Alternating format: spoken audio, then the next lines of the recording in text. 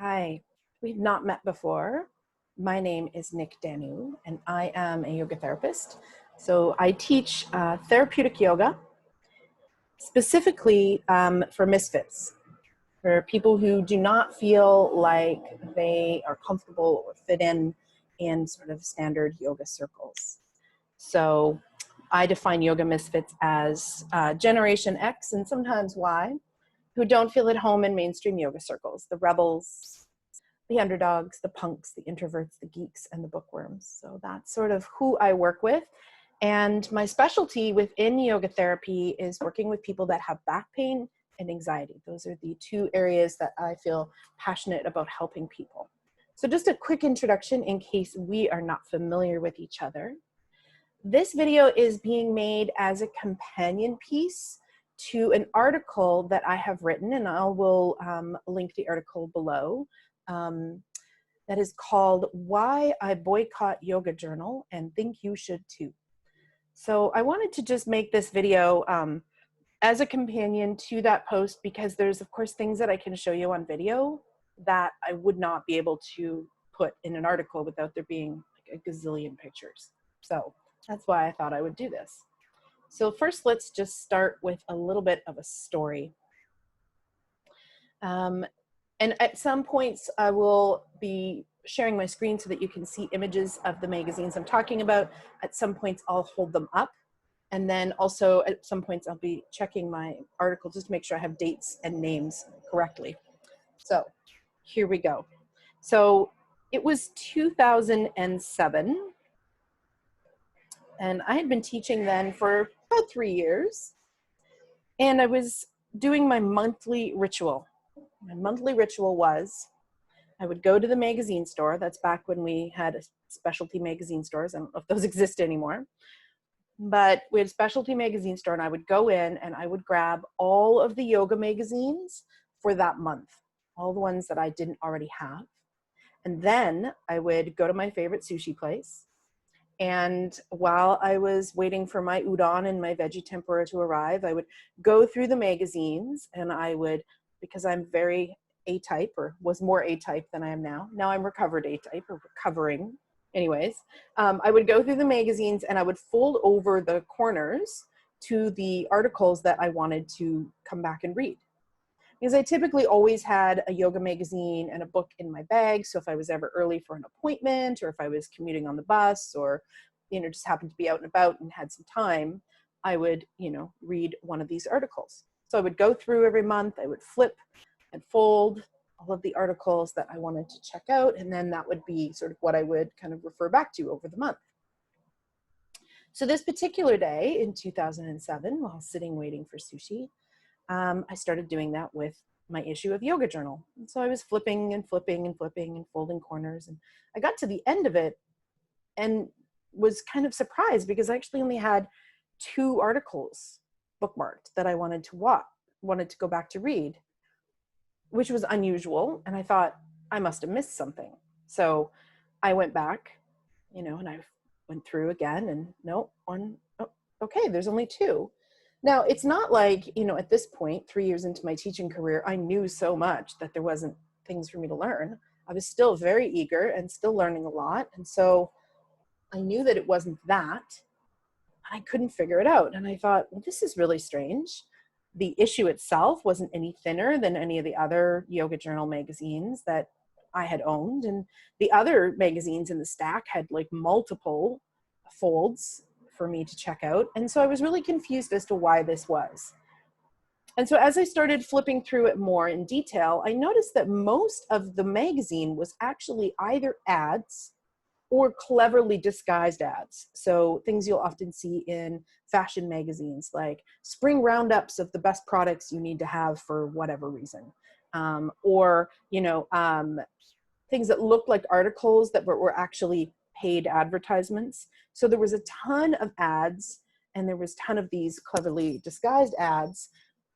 There wasn't a lot of substance. There was only one asana article I wanted to refer back to and one philosophy article or meditation, I can't remember, by Sally Kempton, who's amazing, which was really disappointing. And so then I started thinking, well, why is this?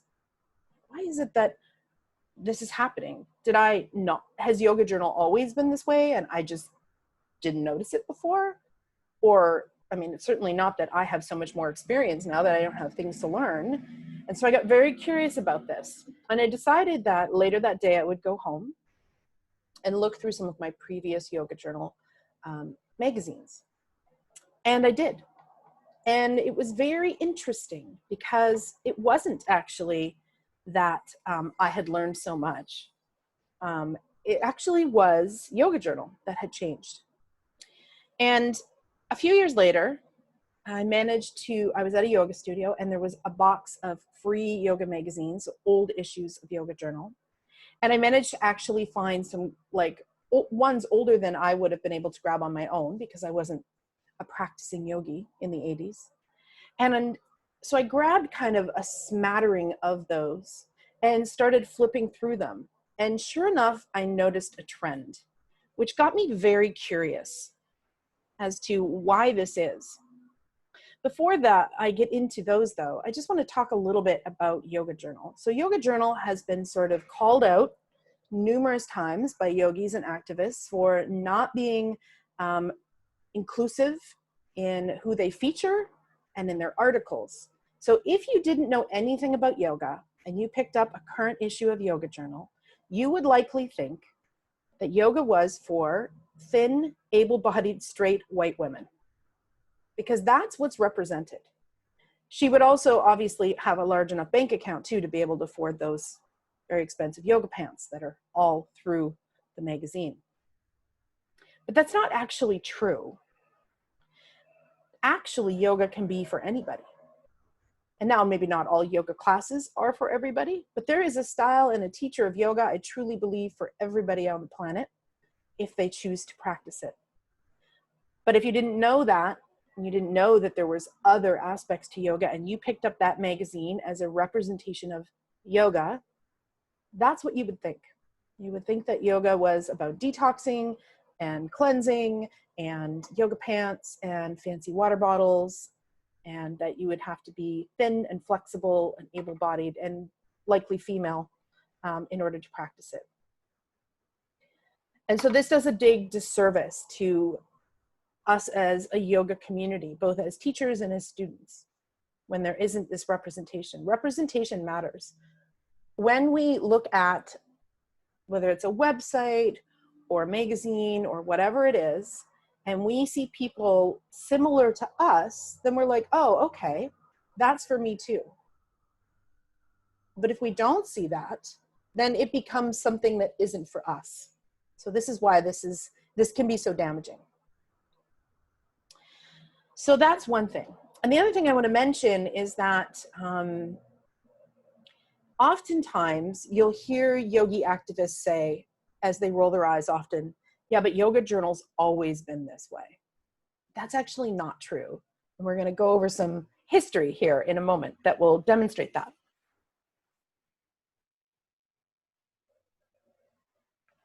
So that's not actually true. Yoga Journal has not always been this way. And I have the vintage copies to prove it. I'll show those in a moment.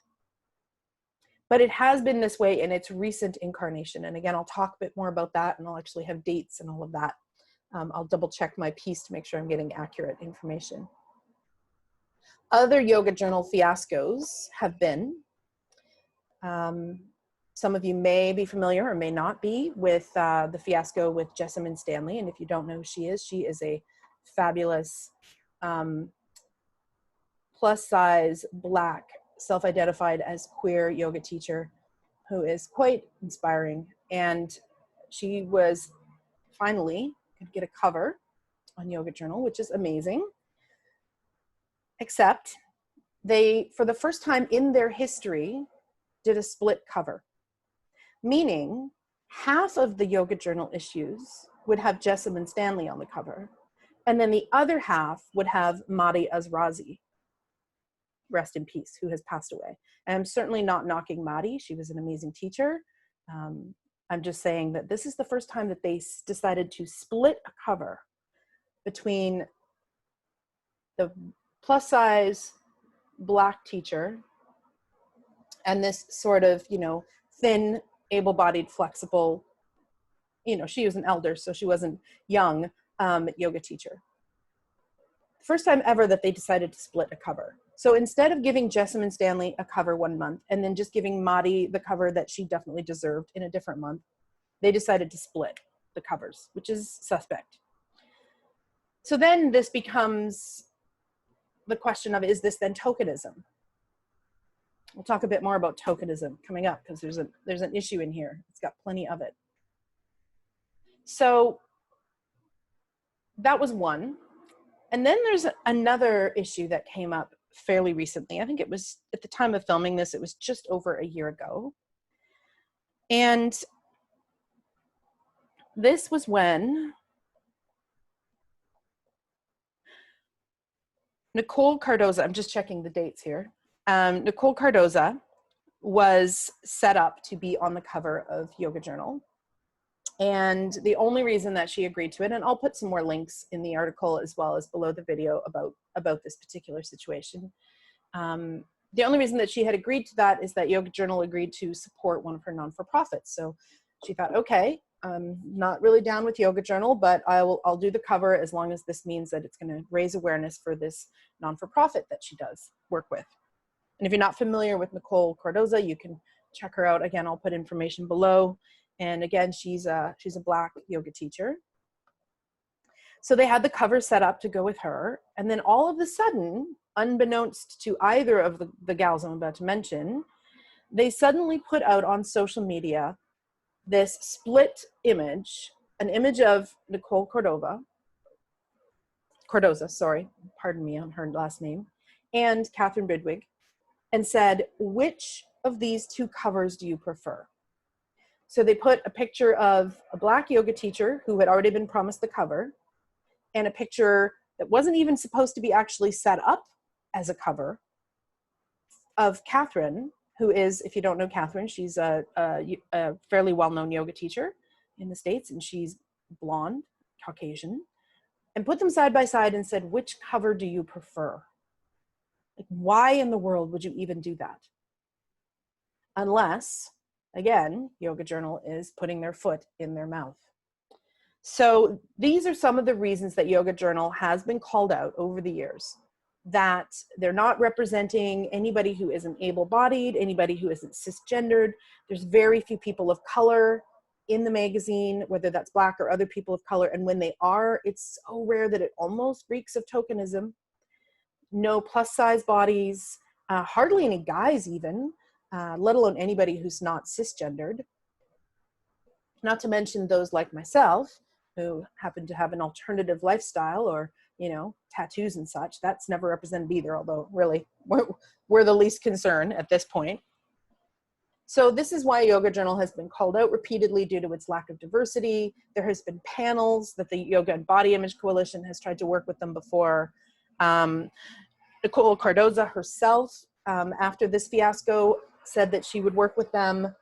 And over the course of a year, they did nothing. Nothing. They did not reach out at all. So I'm going to read her post here. I'm on Instagram right now. Just so that you get a bit of a bigger frame of mind. So the first image says, it's been 1 year and Yoga Journal has still not fulfilled their promise from their racist actions. And then there's some type here about Nicole reaching out and saying, you still haven't done anything. And yet the editors are reaching out to her because there's this current surge in Black Lives Matter. And they're reaching out to several Black yoga teachers and asking for statements. So not only did they never address the situation with the split covers, or not even the split cover, because Catherine wasn't even up for a cover, but this stupidity that they put out on social media, not only have they not done anything about that other than a very brief apology, and then no changes. But then as soon as Black Lives Matter is trending, now they're reaching out to all the Black yoga teachers to try to get little sound bites for the magazine without actually having done any of the work of making the magazine more inclusive. So these are kind of some of the big issues with Yoga Journal. And so I'm just going to share my screen in a moment, and I will share the magazine articles, but first, I just want to get my document pulled up so that I can get my dates straight here. So people might say, oh yeah, but Yoga Journal's always been that way. But actually it has not always been that way. In fact, even one of the original founders of Yoga Journal, Judith Hansen Lasater, had expressed her discomfort with the path that Yoga Journal had taken in a letter to the editor. This is several years ago. And she wrote, and I quote, "Yoga Journal was born in my living room in Berkeley in 1975, where I was one of 5 practitioner teachers who gathered to create the magazine. I have loved the magazine ever since, but I am concerned with the ads that have stimulated both confusion and sadness in me about where the magazine is now and where it's headed. I'm confused because I do not understand how photos of naked or half-naked women are connected with the sale of yoga practice, products, or asana, an important part of yoga. These pictures do not teach the viewer about the yoga practice or themselves. They aren't even about the celebration of the beauty of the human body or the beauty of the poses, which I do support. These ads are about selling a product. This approach is something that belonged, unfortunately, to the larger culture, but not in Yoga Journal." So that's a quote from a letter to the editor from Judith Lasater. So again, most of the time people will say, oh yeah, but Yoga Journal's always been this way, followed by an eye roll and a harump. But actually that's not true. So here is a little history lesson. So Yoga Journal was in fact founded in 1975 by the California Yoga Teachers Association. It was a grassroots community newsletter. It was a way to share information, articles, and connect the teachers. Back then, this is 1975, yoga was not a mainstream activity. It was still very counterculture, and there was a very small percentage of the population that were doing it, only a handful of yoga books, and it was difficult to find articles or updates. And so that was the intention of the original Yoga Journal, was to share with teachers and for teachers to be able to share to educate students. So the publication was grassroots initially, and the Yoga Journal was just staffed with volunteers and contributors that were unpaid. However, at one point in 1984, because it was getting to the point where the magazine was not able to keep going financially, at a yoga conference, Judith Hansen Lasater basically held up the magazine and said, if you like this and you want to keep having it, let's support it. So she made a public plea at a yoga conference for people to subscribe and to donate to keep the Yoga Journal afloat. That was in 84. And the community responded and Yoga Journal forged ahead. Then over time, as yoga started to grow in popularity, and so the Yoga Journal as well started to become more and more in demand, it became really clear that the founders were not going to be able to keep up with this pace because these were all yoga teachers. These were not, full-time journalists. And so they were at a crossroads where they were either going to have to fish or cut bait. So they would either have to make Yoga Journal their full focus, or they were going to have to let it go, to either expand it or let it die off. So in the fall of 1998, John Abbott, a former investment banker and yoga practitioner, bought the magazine. And we'll really be able to see when I start showing you the covers and talk about the magazine, sort of these, you can see these transitions according to the dates. And then Yoga Journal as we know it today was bought in 2006 by Active Interest Media. And it is this version of the Yoga Journal that we see now. And Active Interest Media is not a yoga company. They are a magazine company. They have a whole bunch of different magazines. And so that's when Yoga Journals really started to shift and change into being more like the average fashion magazine, really. So I'm going to show the covers, just photographs of the covers here. I'm going to share my screen briefly and just chat about the covers. And then I'm going to just hold them up and give a few more details here on the ones that I have. So I have some from the 80s. I don't have any from the 70s, unfortunately. That would have been great. I have some from the 80s, some from the 90s, and some from the 2000s. And again, I stopped buying it in 2007. Basically the day that I sat in my sushi place, I was like, well, that's it. Nothing to see here. No need to give them my money anymore. So I do have a couple of issues that are later than that, but that's again the ones that I grabbed from the free pile at a yoga studio. Okay, share my screen.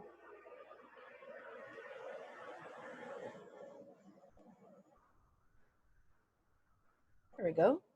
All right, so I have some photos. I'm going to click on them and we'll just chat about them. So the first one I have, or the oldest issue that I have here, you can see on my screen, is from, I believe it's 85. Let me just double check.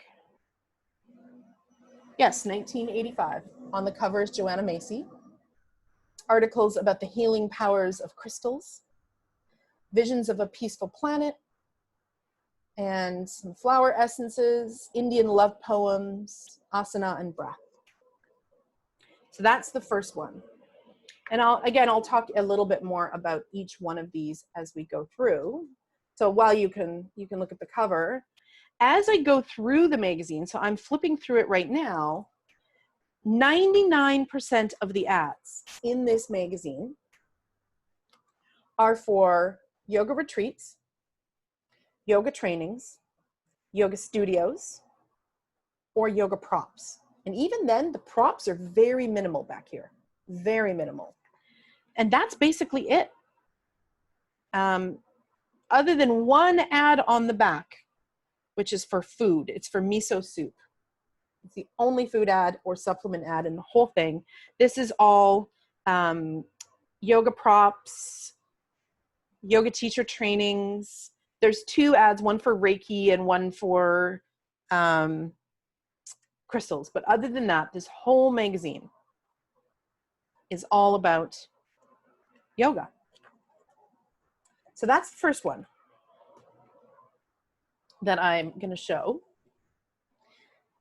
And then the next one that I have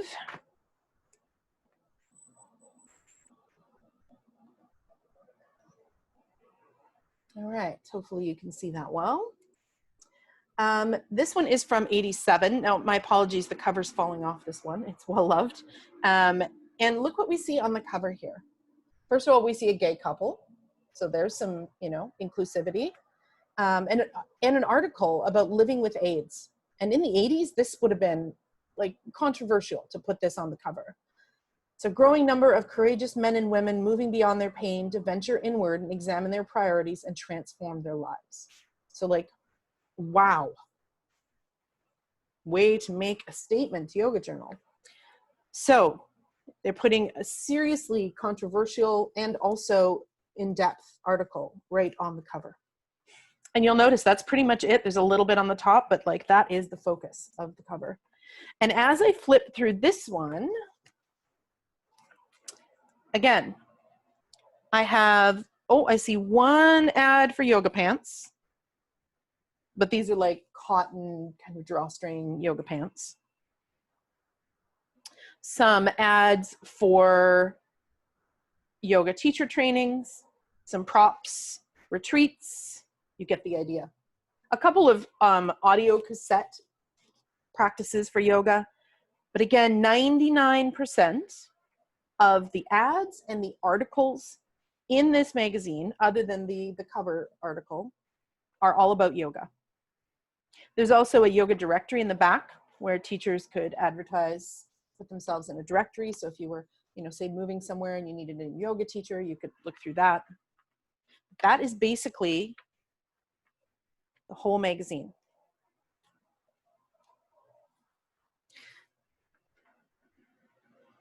All right, so that is 1987. Let's jump ahead a little bit. Now we have 94. So we're jumping to the 90s now. And I think we can clearly see that there is a couple people of color on the cover, a couple Black people.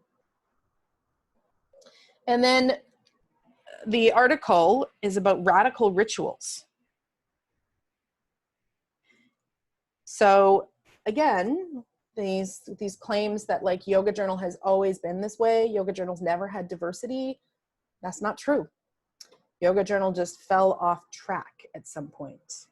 So in this one, I'm going to flip through. It's interesting to see what are the ads. The back cover big ad for a yoga retreat. In this one, we do have a few ads now for yoga VHS tapes, for those of us that are old enough to remember that. Again, we have a yoga directory in the back for teachers. We have yoga teacher trainings, meditation supplies, books on yoga and meditation. One ad here for Birkenstocks, no surprise there.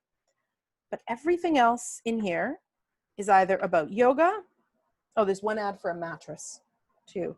But everything else is either an ad about how to study yoga, things to support yoga, yoga trainings, yoga workshops, yoga retreats.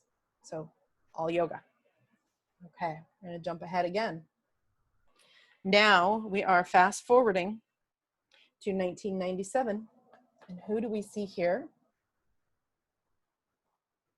I'm not probably gonna pronounce her last name right, so I'm just gonna say that right now. But Maya Tiwari, who I am actually familiar with her work because early in my yoga journal, I read many articles by her and some online things, and I believe a book as well. Very inspirational. She's a Swami. She's of Indian descent, so totally makes sense. She would be on the cover of a yoga journal, right? Well, you wouldn't see it now, but back then. And just taking a look at some of the articles on the cover here. So Earth Wisdom, revealing the roots of Ayurveda. So definitely, you know, some substance, some depth. If I'm taking a look at the back cover is for a yoga retreat. That makes sense. And as I flip through this one, again, all of the articles are on yoga, meditation, Ayurveda, asana. There are ads in here for retreats, books, props. I don't even see any yoga clothing in this one.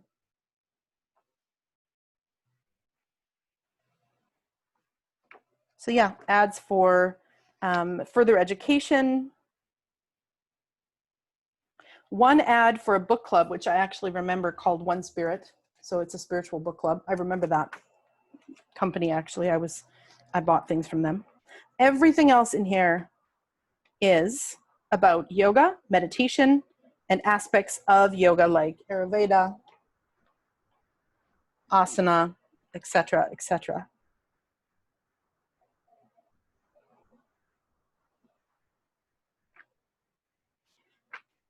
And there's an article also on Zen monks in here.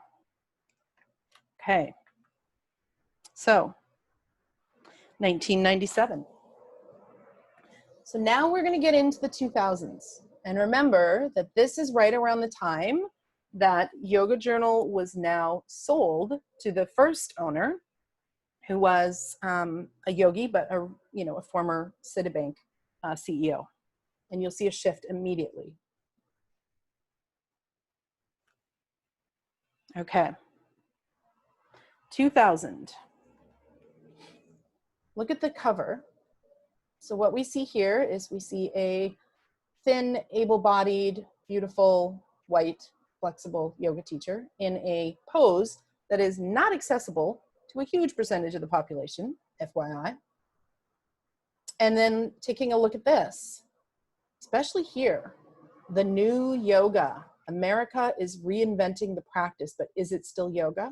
Very interesting. As I start to flip through this one, first of all, let's start with the back cover, because covers inside and out are a good sign of where the magazine is going. So it's a picture of a mouse, and it's a cover for something about healthcare and stress reduction tips. So kind of, I guess, on theme. Inside back cover, a food ad.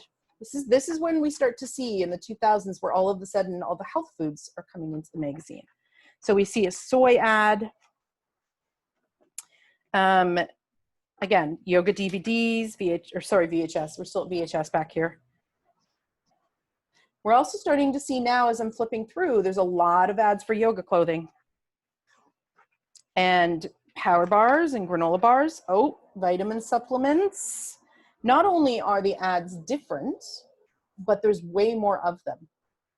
Now also body care products like shea butter.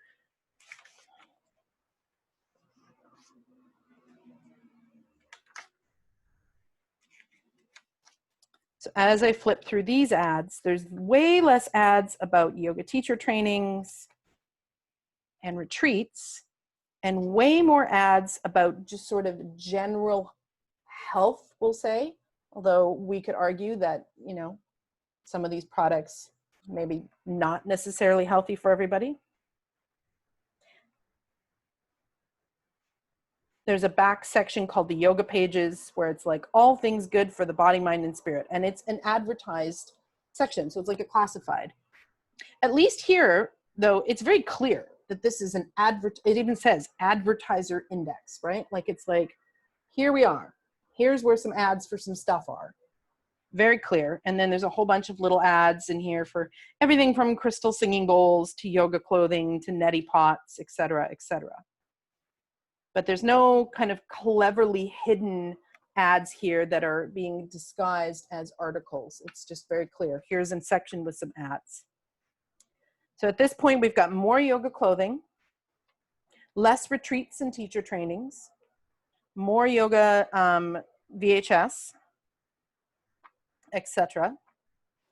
And also a lot more so-called health foods and body care products like all natural shampoos and soaps and things like that.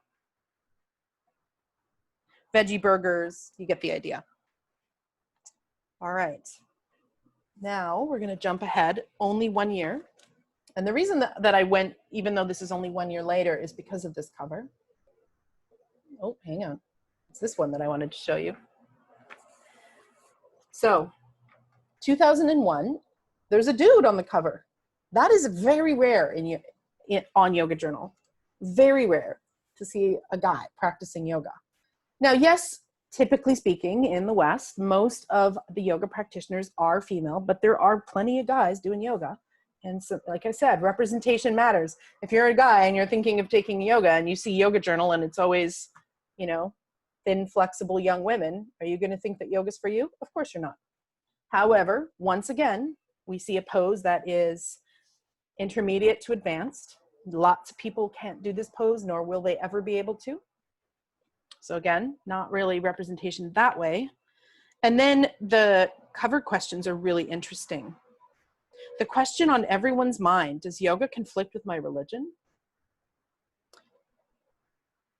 Debunking the myth of six-pack abs. And then the inner science of yoga. So let's take a look here. The back cover is actually for clothing. It's not even yoga clothing. It is Eileen Fisher.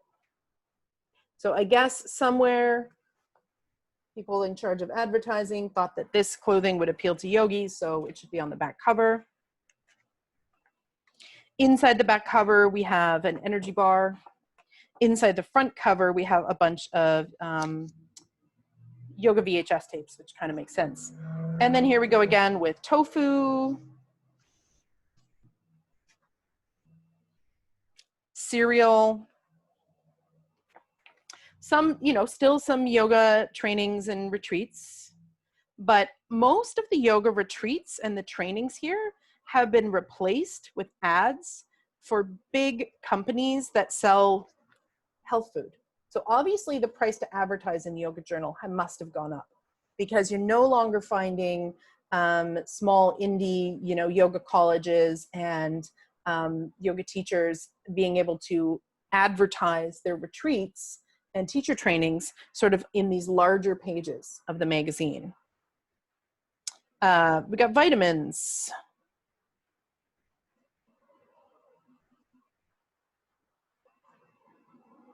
There's a few one-page ads for yoga centers, but it's the large ones like Shivananda that have been around forever, so they can afford a big ad. And then we've got yoga props, of course. We've got some articles on asana.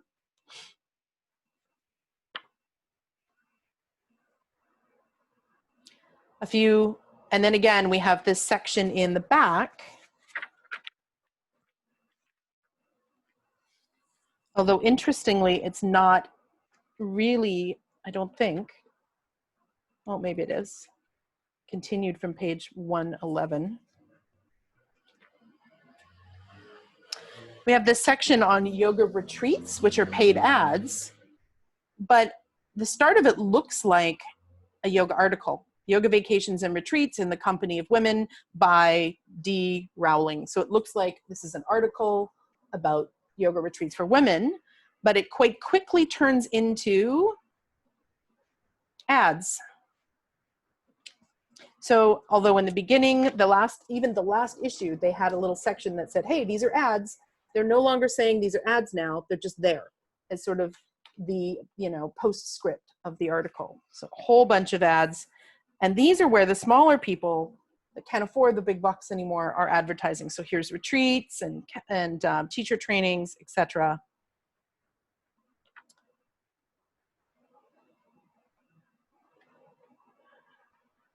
And that's generally that one.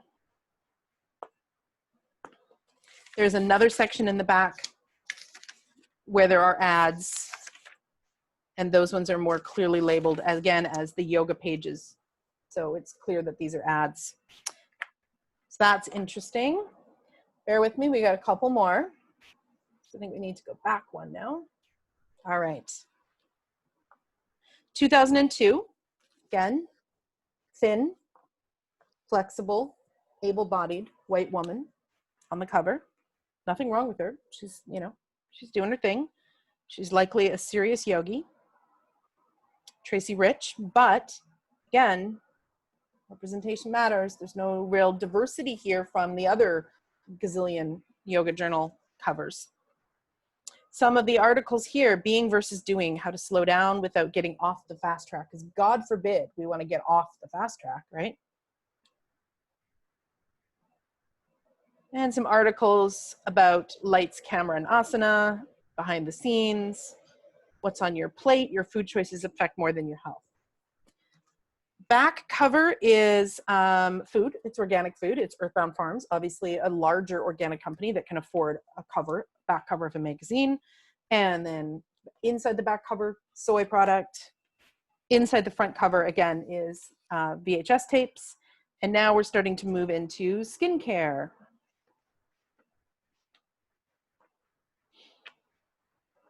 And tea, supplements, more health foods. You get the idea. So all of the ads that were affordable for yoga teachers or yoga centers to put in at some point about their retreats and their trainings are now replaced with ads from large health food companies.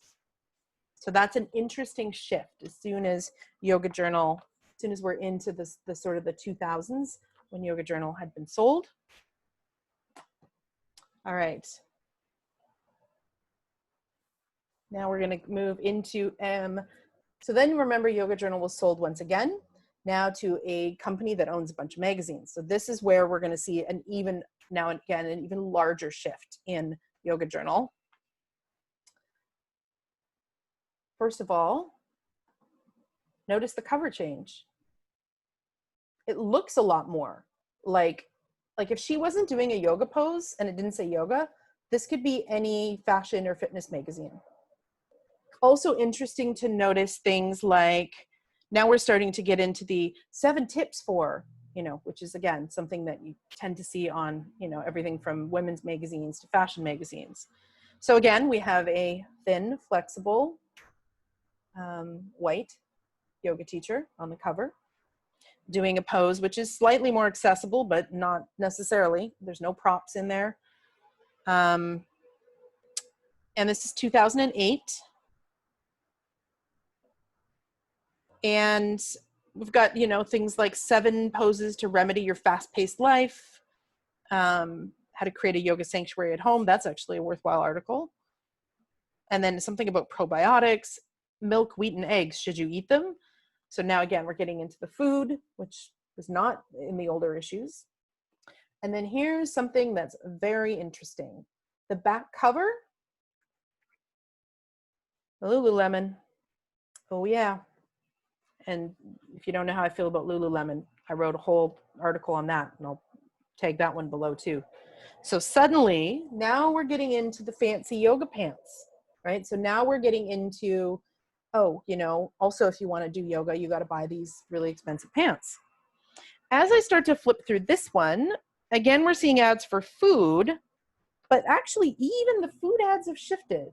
They're not kind of these like well-known, larger, organic, you know, health food ads. Some of them still are, but a lot of them are actually just mainstream food ads. So I'm flipping through, there's a lot still, some articles on asana and meditation.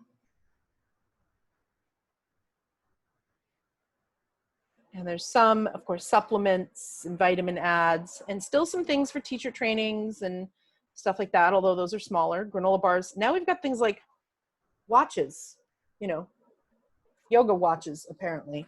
That's got lots to do with yoga. We're getting into ads for, again, fancy yoga clothing. More supplements, some skincare, with things like ageless in the description. How to stay young. And even an ad from Kraft. So yes, now we've shifted from health food companies and organic companies advertising, which was happening in the 90s, to now we're in the 2000s, and just any old food ad will do, even Kraft. It's totally fine.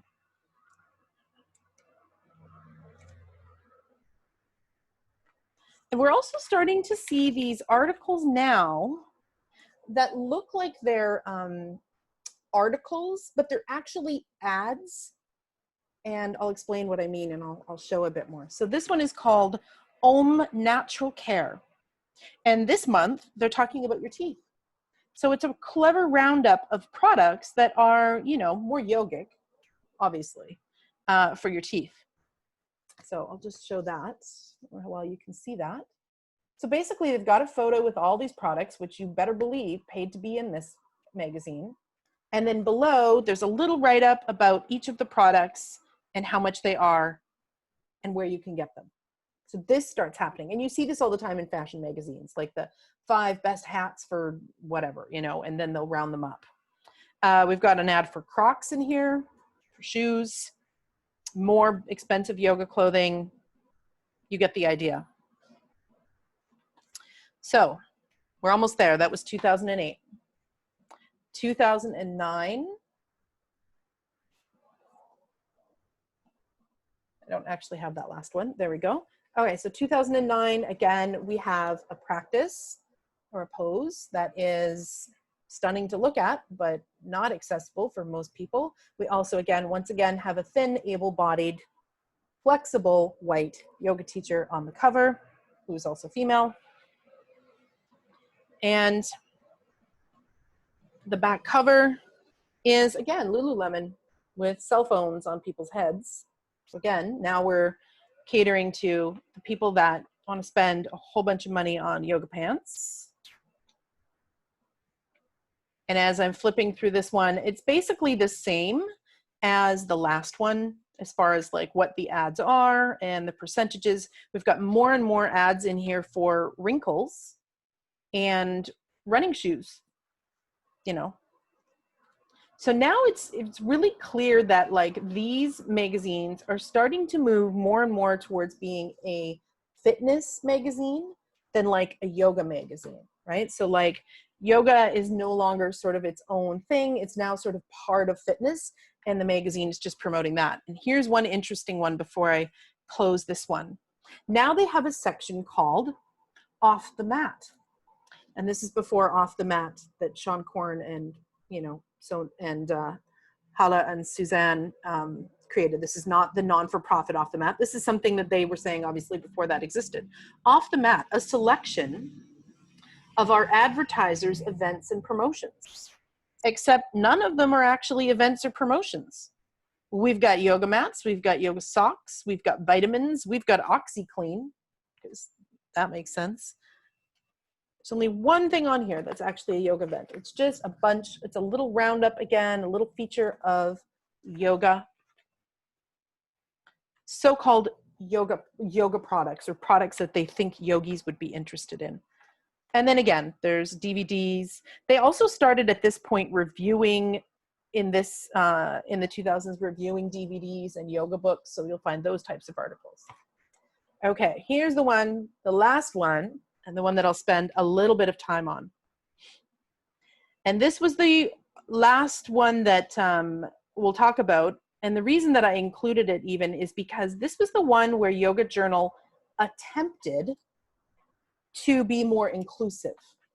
It didn't stick, by the way. So in this one, yes, it's more inclusive, and I'll flip through and tell you a bit more about that, but it didn't stick. So here we go. Well, interesting. Finally, there is a Black woman on the cover. And she's actually doing a somewhat accessible pose. So that's progress, right? Core 101, 12 poses to build stability, strength, and balance. Again, reeks of like a fitness magazine. Refresh your energy, 8 poses to revitalize and inspire your day. Yoga must reads, what to eat before you practice. And then on the very top here, it says yoga for all body types. This is the first time that I'm aware of where Yoga Journal actually starts to pay a little bit of attention for one whole issue about the fact that, you know, people of color do yoga. People who are not able-bodied do yoga. People who are curvy do yoga. You get the idea. Men do yoga. So as I flip through this, before I get into some of the specifics, again, we have the usual ads for, you know, vitamins, etc., skincare, anti-aging, of course, cleanses, detoxes, almond milk, you get the idea. Then we start to get into some of the people that are being highlighted. So the lovely cover model is Chelsea Jackson Roberts, and there's a tiny little thing on her here, but then I believe that as I flip through, they each get their own little tiny article in the back of the magazine. So there's the cover model. Next, they're highlighting Anna Guest Jelly, who, if you do not know, she's the founder of Curvy Yoga. So this is the first time that I'm aware of that they have ever put anybody plus size showing a yoga prop doing a pose. And then we have Theo Drake. I'll talk a bit more about them in a moment or two. So you would think at a glance that Yoga Journal was getting it. Oh my gosh, they're actually having some representation, except for the fact that it doesn't happen again. And then here's again another example of one of these cleverly disguised ads. So it's like, hey, let's talk about your skincare. And then, you know, it has a whole bunch of posts that were basically sponsored by companies to be in there. I'm going to fast forward a bit. We've got some stuff on food. And of course, we've got some ads for yoga clothing, yoga teacher trainings. Okay, so here is the article. United by Yoga. The next time you take a yoga class, notice in the room.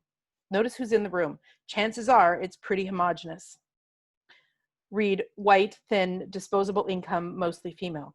But the benefits of the practice know no boundaries of race, gender, size, physical ability, and socioeconomical status. Here are the deeply personal stories of 4 pioneers who, inspired by their own unique experiences, are changing the face of this practice and uniting us all in the process. Now, this is awesome that they're doing this and that they're highlighting each of these teachers.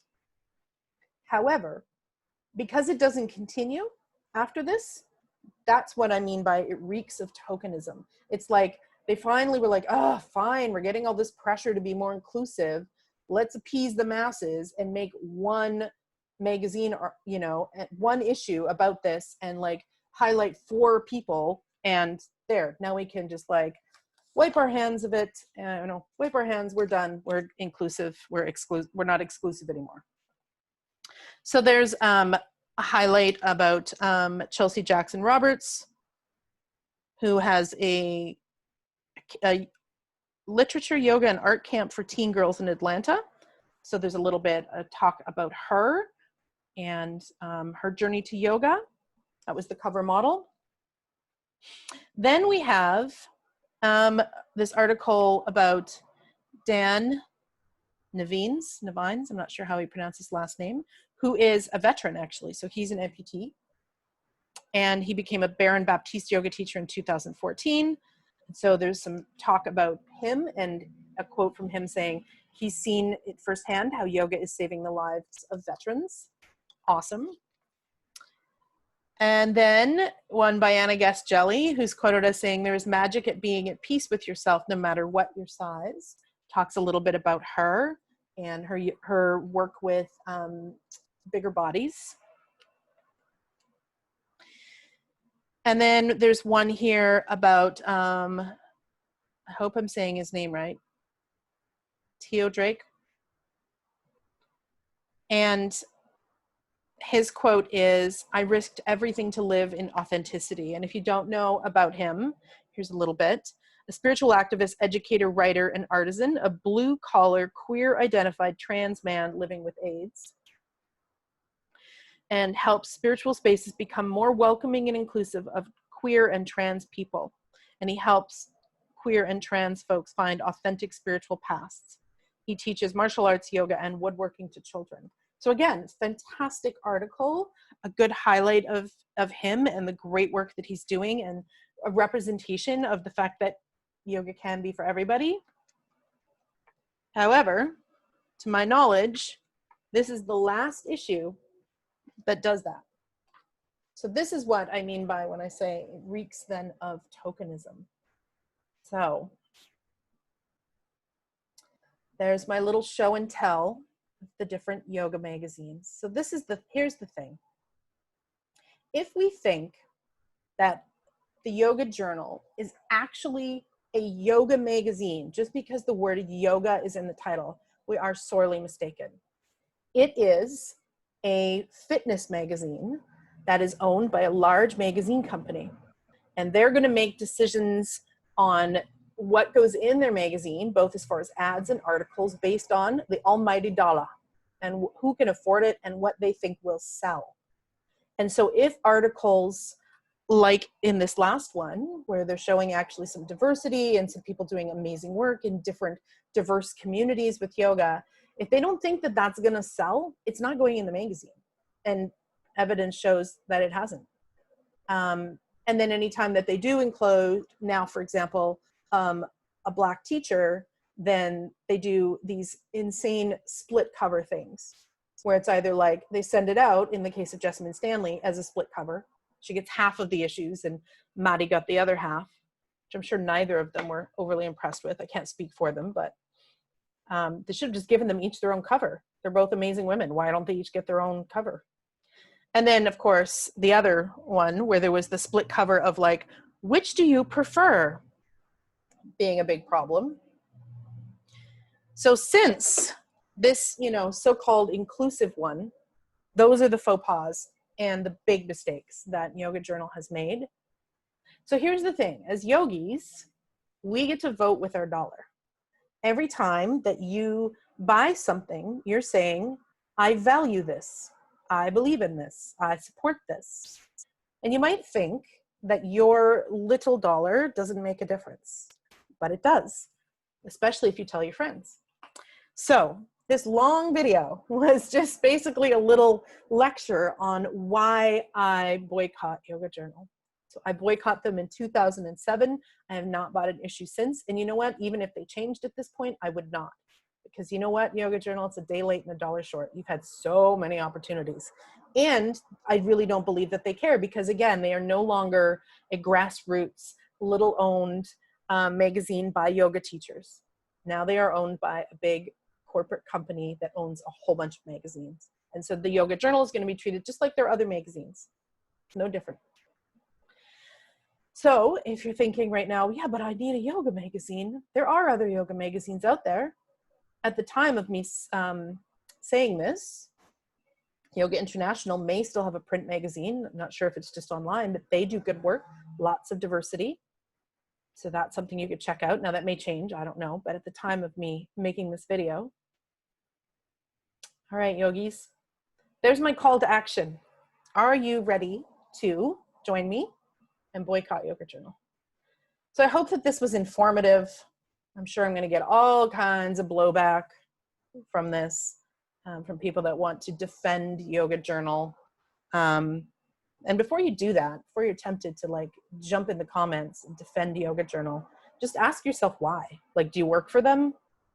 If so, then I can understand why maybe you'd be defending them. If you don't work for Yoga Journal, why would you defend them? I mean, the proof is in the paper, so to speak. So if we want, as yogis and yoga teachers, yoga to be represented as inclusive and available for everybody and welcoming and accessible, then that needs to be represented in our yoga publications. So that when students, especially if you're a teacher, I mean, I don't know how many times I've heard, I can't do yoga, I'm not flexible, or I can't do yoga, isn't yoga just for women? You know, you get the idea. Or I can't afford yoga because I don't have the fancy yoga pants and the fancy water bottle and all the things.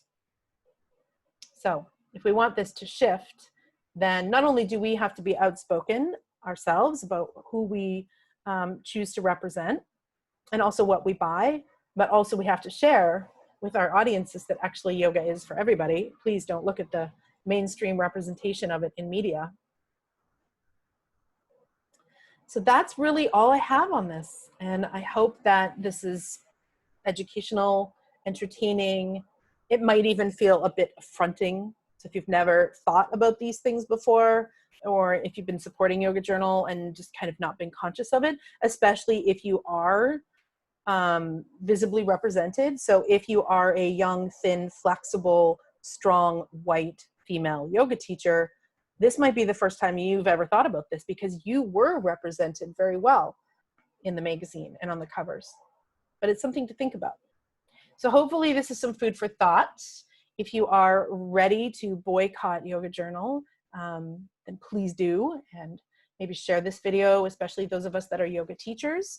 Share this video maybe with a yoga teacher friend that you have, and let's put our money where our beliefs are. All right, that's all I got for you. So signing off, again, I'm Nick Danu, therapeutic yoga teacher, activist, and hopefully you enjoyed this. Have a beautiful day.